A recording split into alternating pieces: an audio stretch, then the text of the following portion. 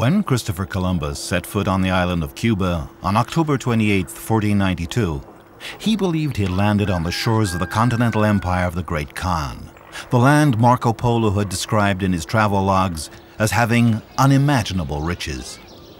As he sent emissaries forth to comb the island, his mind was ablaze with a single question: will there be gold? The precious yellow metal was vital to the Spanish crown, but his search would be in vain. 2 months later, Columbus had lost interest in Cuba.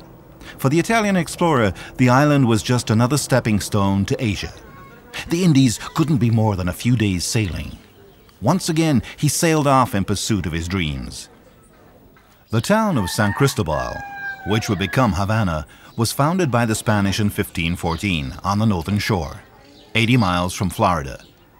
Soon all of Europe shared the belief that this was the route to India and the key to the New World. It became a crossroads to the 3 trade routes, linking the Caribbean, the Gulf of Mexico, and the Atlantic Ocean. Its position was strategic. At the beginning of the 16th century, the first sugarcane fields were created, following Christopher Columbus's introduction of this valued crop to the island. The forests which surrounded the city were cut down, and the first sugarcane plantations appeared. The irony would be that with all its sugarcane and precious wood, the island's fortune would be made from the ships which stopped over on their way to the Old World, with their cargoes of gold from the Americas.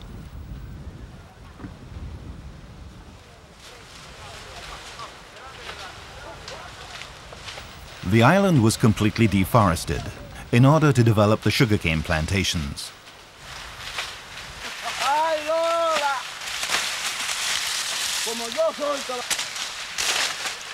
The colonists brought in black slaves to work in the fields.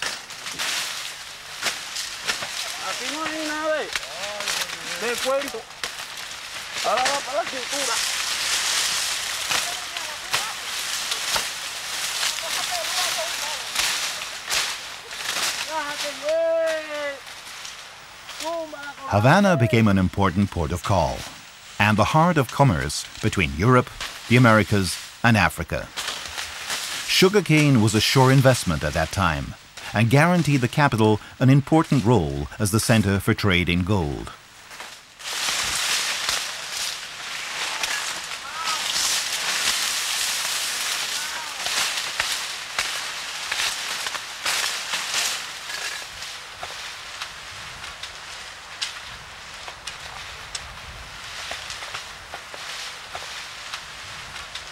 The Spanish crown established its administration in Havana in order to secure its economic interests. They would soon expand their control over the surrounding islands in the Caribbean, an area which by then had become coveted by both the French and the English.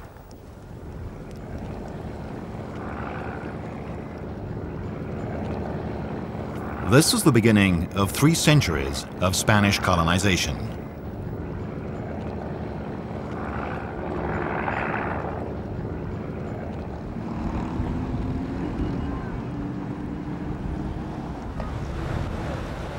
Three centuries which left an indelible mark on Havana, which can be seen to this day.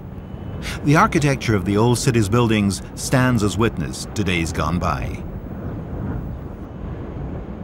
Forts were built on the island from the beginning of the 16th century, a proof of Spain's sovereignty. The best known of these is El Castillo de los Tres Reyes del Morro. This imposing structure with its huge cannons protected Havana from the pirates which plagued the Caribbean and who used Havana as their hideout. Robert Louis Stevenson was inspired by this legendary spot and immortalized it in his book Treasure Island.